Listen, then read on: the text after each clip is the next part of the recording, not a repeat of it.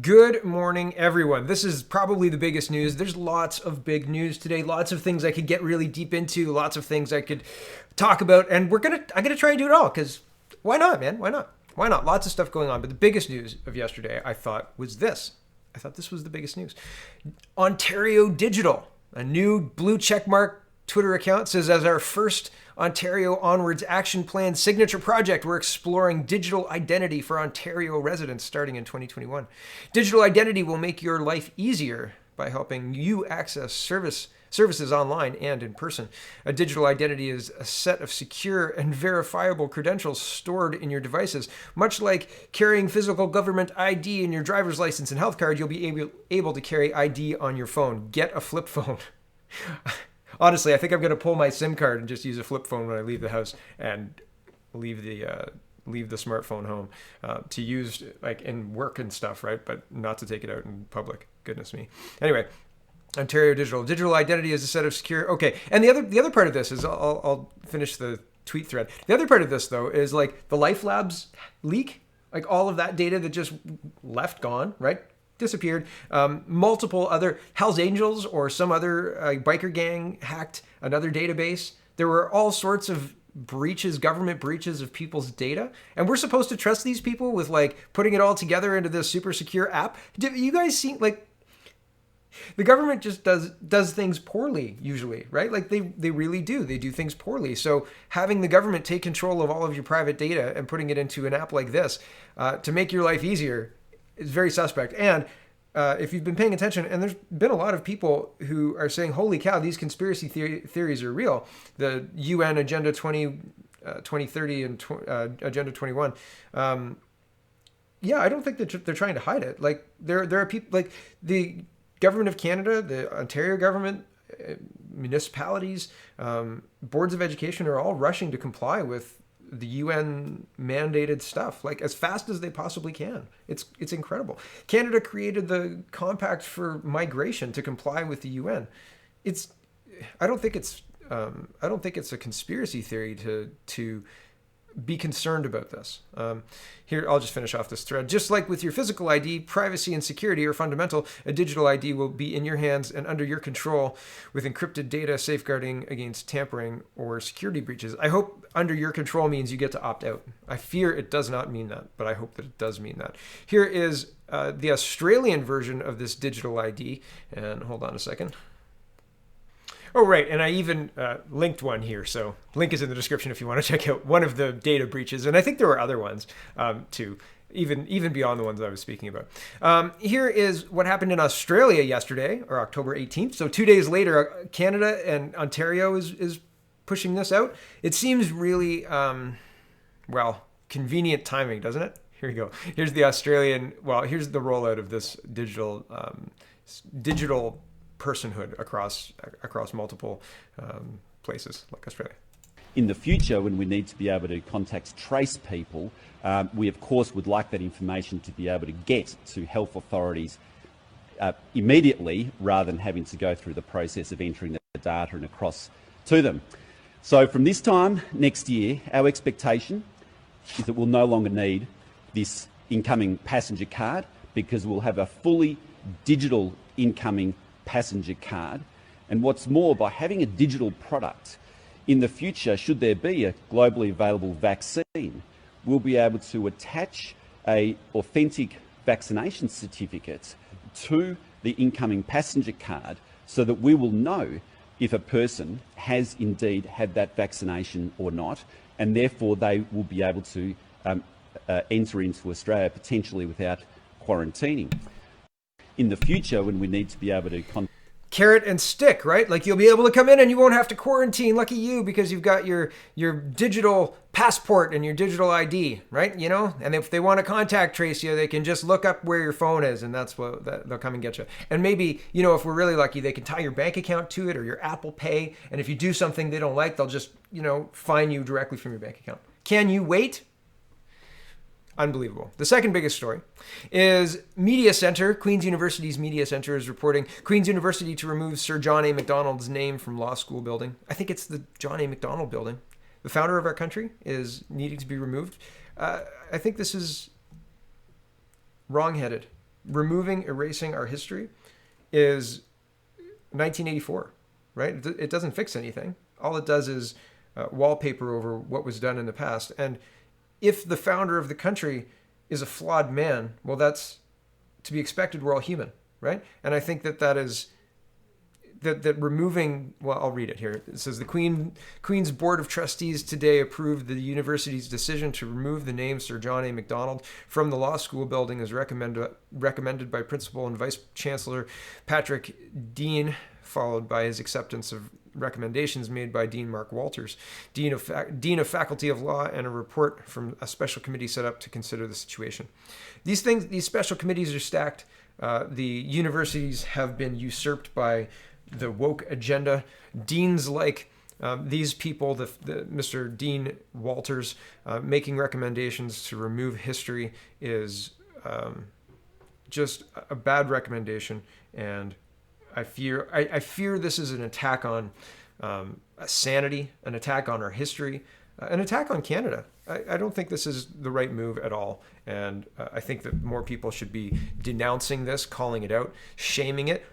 The Prime Minister maybe shouldn't be weighing in on this, but maybe talking about cooler heads prevailing. But he shovels coal onto that fire, right? He wants to inflame the any division he can exploit. He wants to exploit it. Here's an interesting little bit. Blacklock's reporter says, "Wait, back that bus up.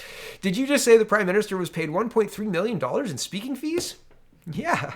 And this is only up until while he was a backbencher. We don't know anything else. That's why the WE documents, and we're getting into the WE documents now, because that's what's... Two things about this clip. One, Trudeau is paid $1.3 million up to the first year of being a backbencher for speaking fees. The second part of this, important part of this clip, is the leaders are the ones getting together to stop the government from doing its work. Right, there's a word they use and I can't remember, but they're using the party leaders are using back channels or directly communicating, because the Liberals are saying we are not giving these documents and it's not happening. Figure out a way around it. So, and they're threatening an election. So listen to this; it's very interesting. This is not a usual filibuster. This is at every level. Party leaders are aware of what's going on at committee. This is the committee stuff right now is pantomime. Everybody knows that nothing is going to get done. The Conservative leaders know, the NDP knows, all the leaders presumably know this. Listen to this clip. Here we go. That amid filibustering, obfuscation, and a lot of smoke machines, the government has said in a letter from the party leader, from the government House leader, to other party leaders, if you keep this up, the government is paralyzed. Point taken, I think they've been paralyzed for the last 5 months on this business of undisclosed payments and federal contracting and favoritism. Okay, back up this bus. Did you say that the Prime Minister has been paid over $1 million in speaking fees while he was the Prime Minister? No, it only covers a period up until his first year as a Liberal backbencher in 2008. But over a 6-year period, they disclosed $1.3 million in fees, which is a staggering sum of money. Why would he disclose that? Because there are members of Parliament on the Commons Ethics Committee who want all the fees that were paid for the entire period since he was an MP, and also fees paid to his wife, his mother, and his brother. So they are now trying to drop weight, trying to drop ballast so they can get away from this, but the sums are simply spectacular. That's crazy. I mean... That's crazy. How much was he paid? And so they're going to fight so they don't have to disclose how much he was paid on top of the $1.3 million? And why isn't that $1.3 million a bigger story? Shouldn't it be a big story? Don't you think CBC would be interested? Here's Pierre Poilievre, and he says the cover-up is, they want to cover it up. Justin Trudeau carried out a massive cover-up again last week. His MPs engaged in dozens of hours of filibusters, preventing the ethics and finance committees from getting at the truth. We're in a pandemic, and here is Justin Trudeau blocking the work of our parliamentary committees, preventing the Finance Committee from addressing the fact that we have the highest deficit in the G20 and the highest unemployment in the G7. Our MPs in the Finance Committee should be working on that. But instead, Trudeau is blocking that work, preventing it from happening in the first place, so that he can continue a filibuster to cover up wee scandal documents. Yeah, I mean, yep, that's pretty much it. Right? That's pretty much it. Here's Michael Barrett in the House. He says, when will Liberals end the cover-up? Mr. has shown that he'll stop at nothing to protect his secrets, and that's why we had the cover-up prorogation. That's why we've had days and days of filibusters with Liberal members reading the newspaper into the record and PCO memos trying to put us to sleep. Mr. Speaker, the filibuster continues. The secrets must be damning. What we need to know, when will this Prime Minister release the documents and end the cover-up? The Honourable Government House Leader. Mr. Speaker, if they want to have a committee and ask all the questions that they want, we have a solution for them. I've sent a note to the House leaders last night, a letter more detailed this morning. There's an option for all of us to work together so they can do and ask all the questions that they want. But in the meantime, Mr. Speaker, the government has to keep working for Canadians, and the government will keep working for Canadians in spite of what they want to do. So they've paralyzed the government. The House leader, the leader of the government of the House, sent letters to the party leaders, and that's what these guys are talking about here, right? That's what they're talking about here. The letters to the party leaders have been informed. The government will be paralyzed until we find a way out of the solution. The way out of the solution is to take the demand for the documents out of the Ethics Committee and the Finance Committee and move it into a special committee. And doing that, the opposition loses. If they do that, they lose. They lose. Call an election. Don't do that. Call an election. Let them call an election. Don't do that.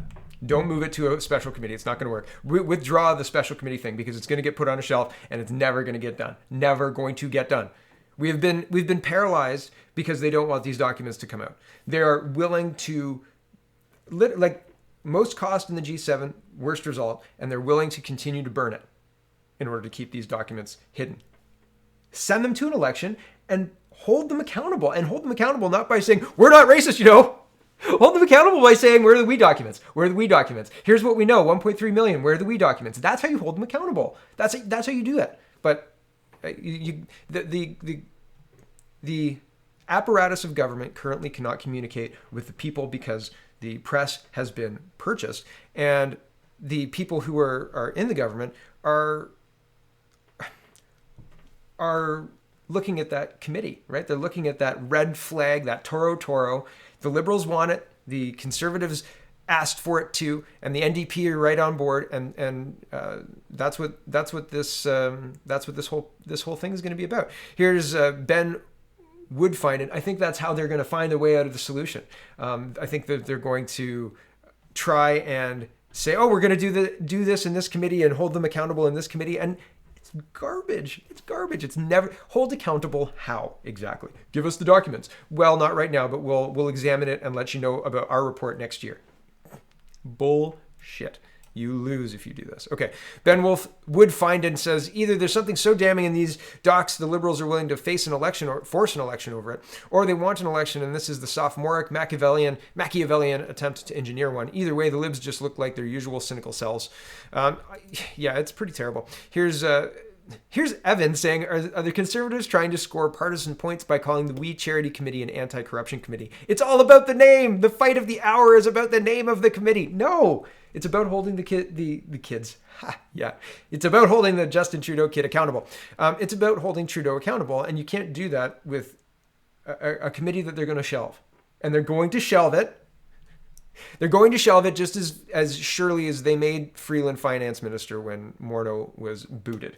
Okay, that's as sure. That's how sure I am about this. Here's this exchange is worth watching. Here we go. Trying to score a partisan point by calling it an anti-corruption panel.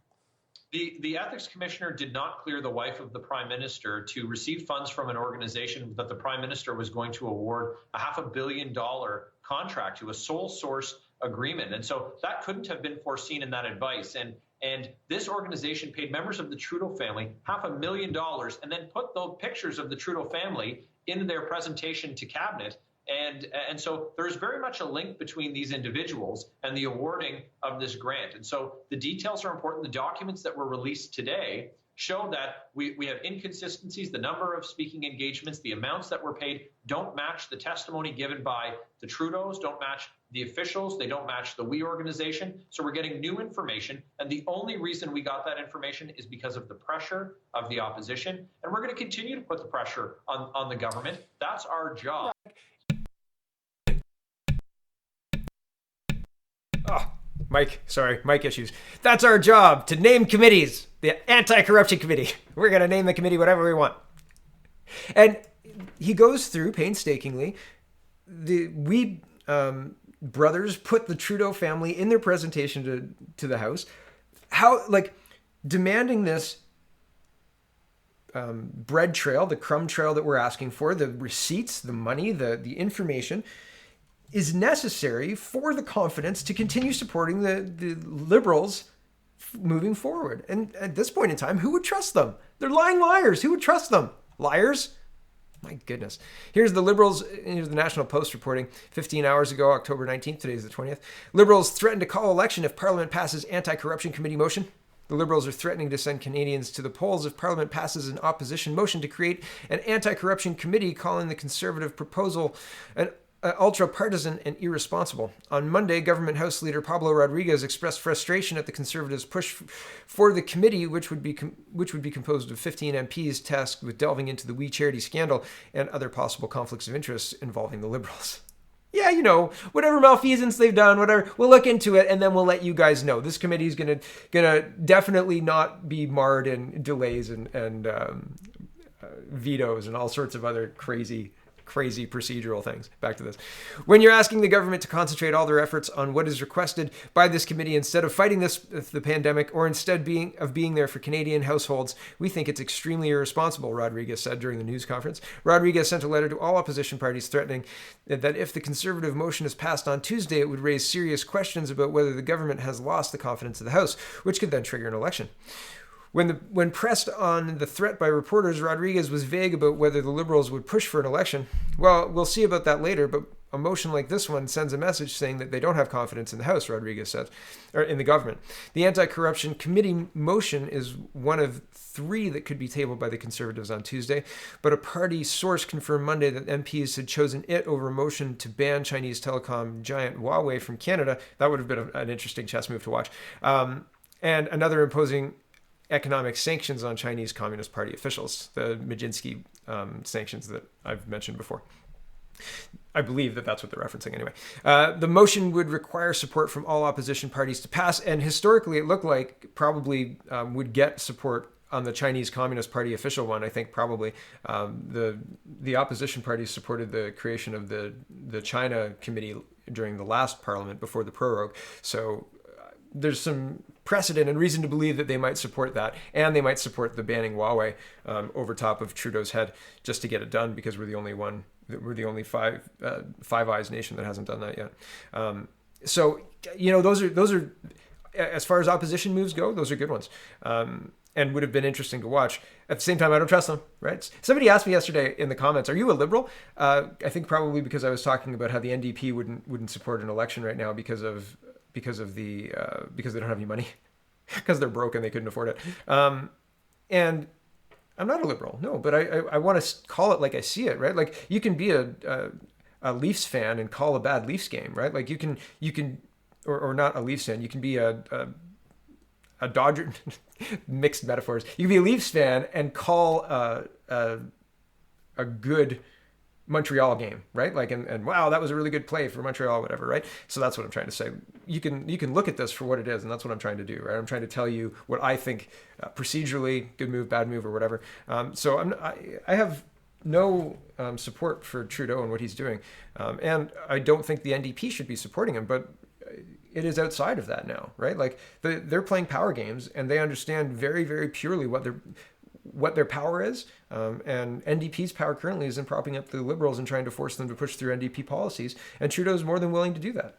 And if I were in those positions, that's how I'd be viewing it, and I'm a guy in my garage, right? Like, so right? Anyway, back to this. The Bloc Québécois supports the motion while the NDP has not made final decision on the matter and continues to negotiate with the Liberals, right? What can they get? But Monday's threat of a confidence vote by the Liberals did not impress the opposition. Quote, is he really suggesting if the committee looks into Trudeau's corruption that Trudeau is just going to call an election, said Conservative MP Pierre Poilievre? No government in Canadian history has been brought down because of an opposition motion passed to set up a committee. Conservative House Leader Gerard Deltel, sorry if I got that wrong, also blasted Rodriguez's comments in a letter of his own released later on Monday to suggest a motion concerning an internal affairs of the House of Commons as the organization of its committee constituents. A question of confidence is simply ridiculous, Deltel said. To threaten to plunge the country into a general election while Canada is in the middle of a second wave of the pandemic, all because you want to avoid some tough questions, is simply reckless and irresponsible. Though it's now spilled into the House of Commons, the battle over the study of the We Charity scandal has been raging in various committees for weeks now. I scroll down a bit. Meanwhile, Liberals filibustering over a Conservative motion that protests redactions applied to thousands of pages of We Charity documents released by the government in the summer has paralyzed, there it is again, the Finance Committee. The Health Committee has also been bogged down due to the Liberals fighting a Conservative motion that would order a sweeping study into the government's handling of the pandemic, including by ordering the production of a massive trove of government documents for committee's inspection. So instead of doing this, instead of approving this and then working through the documents to find the corruption, et cetera, the Liberals desperately want to have a committee to then talk about this. You see, this is a battle, and everything is going to be a battle, and everyone is about semantics. They don't want to talk about this. They want to talk about creating a committee to look at this. You see? They'll use as much procedural time and waste as much procedural time as they possibly can. Filibuster. Back to this. A Liberal counter-proposal would see the committee study the response, but without the document production order. Rodriguez said, the second wave of the pandemic makes it too dangerous for the government to comply with huge document production orders from the opposition, and that public servants have more important work to be focusing on. In normal times, calling on the vast production of documents across multiple departments places a significant strain on public servants who must physically go to the offices to conduct such searches. I thought masks worked, and 6-foot distances. And documents are pretty easy to navigate, right? My wife can go into her office. Lawyers' offices aren't closed.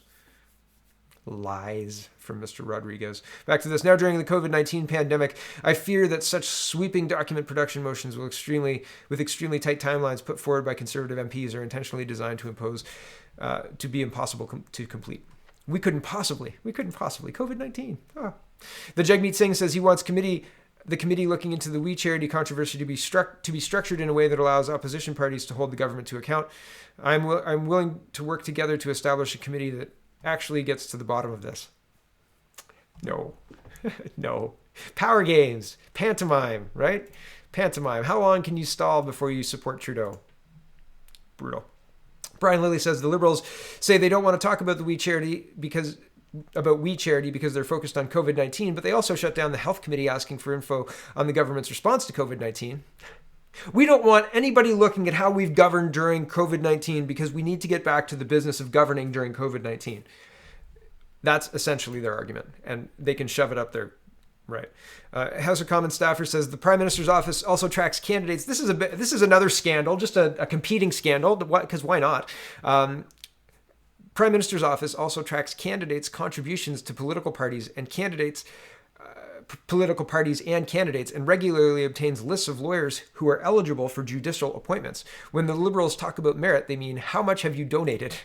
This is a Liberal insider warned of potential for scandal in judicial appointment process. So the most important measure is not your track record or who your what you've done on the bench, but how much money you've donated to the Liberal cause in the past. I just saw this and I thought, man, doesn't this remind you of The Sopranos? Right? Like something's going to happen when the head soprano does that to somebody else, or is that just a we're all in this together kind of kiss? Yeah, we're all in this together, right? Just like The Sopranos. Wink. Okay. Feeble Freeland calls Chinese ambassador's threat not appropriate, refuses to demand apology or order him to leave. So yesterday, the ambassador to Canada from China was basically saying those 300,000 Canadians in Hong Kong, you better be careful about those if you do this. And the opposition party called on the dismissal of the ambassador and all sorts of other stuff. And, our leadership is not responding at all, really. Mr. Bernier says, if I were Prime Minister, I would fire Theresa Tam immediately and replace her with someone who is competent and has a rational approach to the pandemic. I just like that quote. I thought it was funny. And I mean, a rational response to somebody, to Theresa Tam, who's done a very, very bad job, an awful, just terrible, awful job. And she's gotten a raise. Look at this, like the medical officer of health, right? In 2019, 325,000. Before that, 281,000. Before that, 265. Before that, 253. A 5% raise, then a 6% raise, then a 15% raise. Wow. Wow. That's a lot of money. A lot of money. Unbelievable. Update on our border, says Justin Trudeau. We've extended the measures in place at the Canada-US border by another 30 days. Non-essential travel remains restricted until at least November 21st. Unbelievable. Don Martin, I don't like this editorial. He says, let's face it, the border won't be open until spring unless there's an effective, widely distributed vaccine. No. Do we have a vaccine for any other coronavirus? The last vaccines for SARS and MERS were terrible, terrible disasters, and they didn't work, and they didn't get rolled out. So this is irresponsible, fake news, ridiculous, Don Martin. Be better. August unemployment adjusted by over 1.5 million jobs lost and another 250,000 in September. So 750,000 more jobs lost in just 2 months. And yeah, that's not great. Air Transat lays off 128 flight attendants, closes Vancouver base. In total, the airline says it now has about 1,700 active employees, down from 5,100 before the pandemic. This is going to result in airline prices going up, resulting in fewer people traveling, resulting in like a death spiral, right? That's what you're watching. And I don't think they're sad about this, right? It's frustrating. CBC is reporting Canada added 378,000 jobs in September, even more than in August. This was October 9th, right? And this is September comes on the heels of 246,000 jobs in August. Those are the same jobs that I was just telling you about that got revised, right? Here's the Reuters updated report. This is from the 15th. Canada sheds jobs for 7th straight month in September. Right? Canada lost 240,800 jobs in September, extending a run of declines that began in March. A report from payroll services provider ADP showed on Thursday, with last month's decline paced by the trade, transportation, and utility sector. The August data was revised to show jobs declined by 600,000 rather than by 400,000. The report, which is derived from ADP's payroll data, measures the change in total non-farm payroll employment each month on a seasonally adjusted basis. So, I mean, that's notable. That's terrible. That's not great. Food prices to rise across Canada as COVID-19 pandemic continues. And, doesn't have anything to do with those rail card blockades or anything like that. It's all the coronavirus, right? Here's a Financial Post. They say Canadians are feeling worse every week about the state of the economy. Shocking. Could we have those documents anytime soon? No? Oh, okay. Here's a Globe and Mail Environment Minister says Trudeau's government is taking a great interest in carbon tariffs. Did you think the food was expensive yesterday? Just wait. Here's an October 2020 release. Today is October 2020. And it says carbon tax is poorly designed in all 14 high-income countries with such taxes, including Canada. And basically, the study examines 31 high-income countries in the Organization for Economic Cooperation and Development, OECD, including Canada, that have implemented a carbon tax, a carbon emissions trading system, or combination of both. Of the 14 countries in the analysis that have implemented a carbon tax, all fail with respect to key design aspects of a well-functioning carbon tax, including using the carbon tax revenue to reduce more economically harmful taxes such as personal income tax, removing other emission-related regulations, and ending government subsidies to alternate energy sources. Crucially, on average, 74% of carbon tax revenues in high-income OECD countries go directly into general revenues for government with no specific use. 12% are earmarked for environmental spending, and only 14% are returned to taxpayers. Now, some people, this is a Fraser Institute study, so if you don't like that, well, I mean, I don't care, but just be aware of it. And here's an interesting little bit of a thread. It says electric cars aren't taking over the world. And it goes through the math of the increase in car sales and how much you would need in raw material for that. And it says, because the world is richer with more people, the world will be selling 27% more cars in 2030, 121 million a year.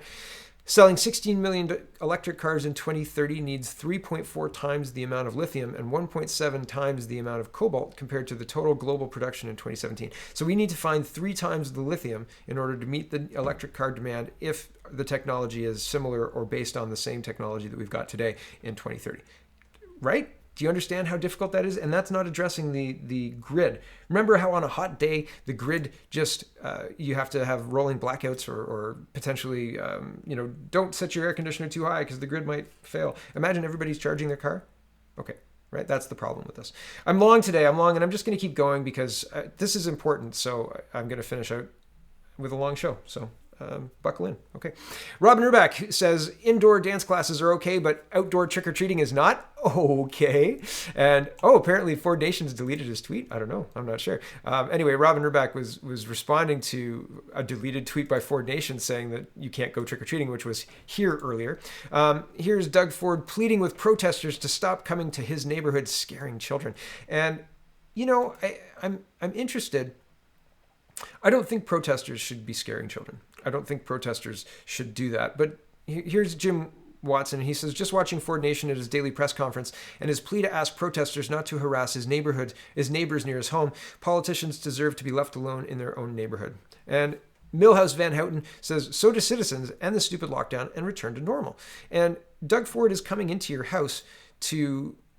Well, here's one. This Halloween, traditional door-to-door trick-or-treating is not recommended for these areas. Please stay safe and follow public health outlines. You don't think that's coming into people's homes? Like, that's coming into everybody's home. That's pitting neighbor against neighbor, because there are people who believe that what you're doing is not backed up by the data, sir. And there are people who believe that the kids shouldn't have to suffer for this. And there are people who believe that if you can go to Walmart and walk around at Walmart, you can probably go outside with your kids in a situation like this, even if there was a bad flu going around, even if there was a pandemic in the midst, you could probably manage to go outside in a cold February or a cold October night and knock on some neighbors' doors and get some candy. I mean, honestly, here are more examples. This is Ireland, okay? Titus level 5. This is more examples of how these restrictions come directly into your home, okay? Visitors on Ireland's level 5, no visitors permitted. In Ontario right now, people were accused of having a wild party if they had 11 people for Thanksgiving. 11 people for Thanksgiving? Right? 6 couples? Less one? Right? Come on. No gatherings except for funerals or weddings. And if you go to a wedding, 6 people can attend. This is not coming into your home. This is not putting a direct pressure on you and the people that you live with and the people that you interact with daily. Indoor events, no indoor gatherings. No indoor gatherings. Can't do that.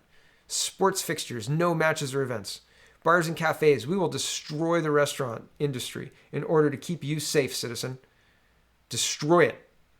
Wet pubs, only takeaway. We will destroy nightclubs and bars. We will put down any possible way for young people to get together in a way where they relax traditionally in Western countries.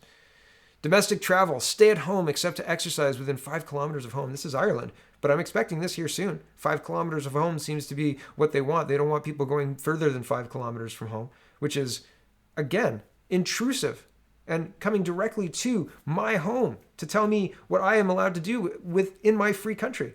Is it a free country? I say that. I hope that it is. I don't believe that it is currently. Avoid public transportation. Yet, I thought it was really funny when they made public transport free at the beginning of COVID-19. Yes, there's a horrible, horrible pandemic. Here's free public transit. Thanks. Here's Brian Lee. He says, I'd like to remind the citizens of Ontario and the government of Ontario that they are not in charge of Halloween or any other holiday. As a free people, we can make our own decisions. My guess is that most people will follow the recommendation, but the government is not in charge. They can't cancel Halloween, they can't cancel Christmas, and they can't cancel Thanksgiving. They can shove it. I thought this was interesting. Toronto is $1.8 billion in the hole. As a municipality, that can't happen, yet they keep spending. These shelters and hotels are breaking us. Not sustainable. It is not sustainable to just keep spending and pretending that the tax bill won't come due. This I don't know much about. And I apologize that I don't know much about it. The Micmac fisheries, there's a dispute. There are people who... There's threats going back and forth. Jagmeet Singh's weighing in on it. He says the Prime Minister needs to act. The Prime Minister didn't act when we had nationwide rail blockades. The Prime Minister didn't act. The Prime Minister isn't an acting Prime Minister. Okay, hold on. Let me rephrase. The Prime Minister is an acting Prime Minister in that he likes to dress up. But he is not an action prime minister in that he doesn't really like to do anything. You know, yeah, he's going to let Freeland handle that. And Freeland's not going to step in on this. You know, so I am there are so many tabs. I try and pick up a story and then I try and carry the story until the story's dead or whatever. So I didn't pick this up because I thought it was similar to the rail blockades in that there's going to be violence and people are going to be upset, and the RCMP have been authorized. Everybody's saying that they want a peaceful way forward, but it's the same. I fear it's the same peace that the rail blockade people wanted. It's the same peace that Antifa wants. It's the same peace that if you just let us do what we want and burn down whatever, then, or not burn down whatever, the conflict fundamentally isn't being mediated. It's being fostered. It's being allowed to continue at multiple levels of government. And I don't know that I can give it justice. I don't know that I can cover it effectively, right? So just because there's so many tabs that I'm getting through and trying to keep you updated on. So people ask me to cover the story, so I apologize that I really haven't dug into it. I know these two tabs are one-sided currently. They're both on the same side. And I haven't looked at the fires that have been set. I don't know exactly who the other side is at this point in time. So I need to do the reading, but I'm very busy. So I apologize. I'm trying my best. So there's more on this story, but I think fundamentally it's being mismanaged. And I feel like the conflict is being used in the same way that the rail blockade conflicts are being used, in the same way that, and it's being used as an excuse to reimagine the relationship, which is bull. People should be respectful. But again, I don't want to get into it too much. I'm being more general, right? Like you don't solve problems by blockading railways and then giving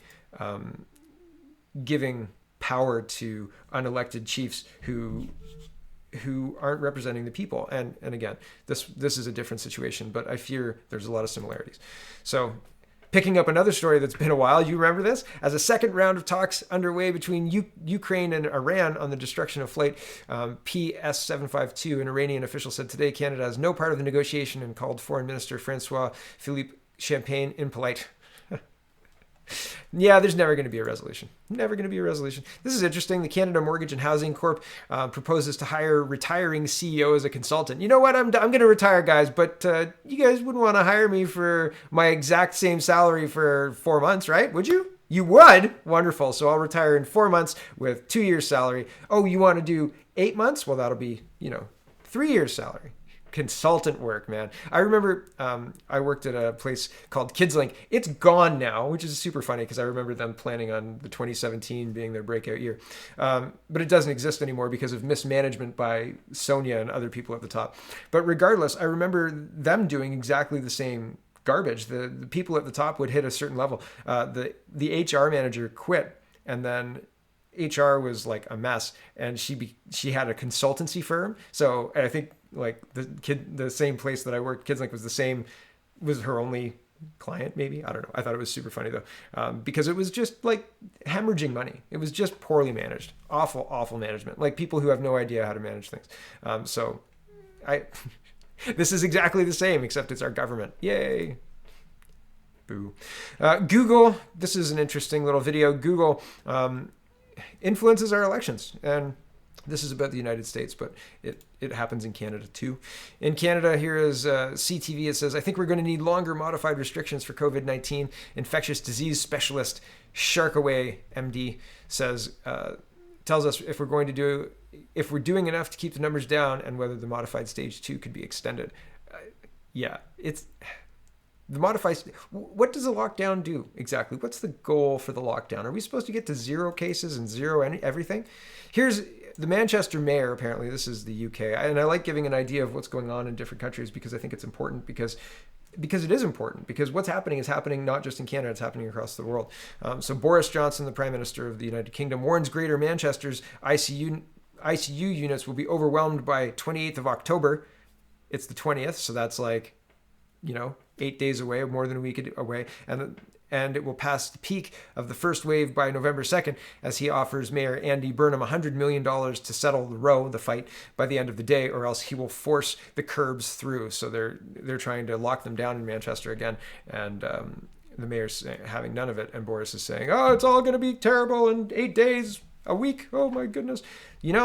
It hasn't been. It hasn't been. All the doom and gloom models, garbage, absolute garbage. So people don't believe it. I don't believe it. I've had people reach out to me and tell me that I'm irresponsible in how I'm covering COVID. I am sorry if you think that I'm irresponsible. Turn me off. I don't care. My opinion on this is that the data does not bear out the draconian lockdowns. There are perhaps people who are suffering from this. Maybe they're suffering from something else. Who knows? But fundamentally, I think that the data that is coming out for Canada, we've had 7 months, 8 months of data now, 7 months, 7.5 months, looking at first and second wave, and having more lockdowns now is provably harmful to people and businesses, and I don't think we should be going down that track. And I think that you're free to make up your own mind. So that's fundamentally what it is. Like you can choose to look at the data and be very, very afraid. I choose to look at the data and think that, why is this happening? Why are these lockdowns always, it's always 2 weeks away. The overwhelming part's 2 weeks away. We're months into this. It's never happened. So no, I don't believe it. It's horseshit. Sorry. Thanks. That's enough for me. That's enough out of me today. Thanks for watching, everybody. And I know it's a long one, 40 minutes. Oh, ouch. But that's all right. Check out CanadaPoly.com. Check out CanadaReport.co. Check out SpeakingMoistly.co. And have a wonderful, wonderful day.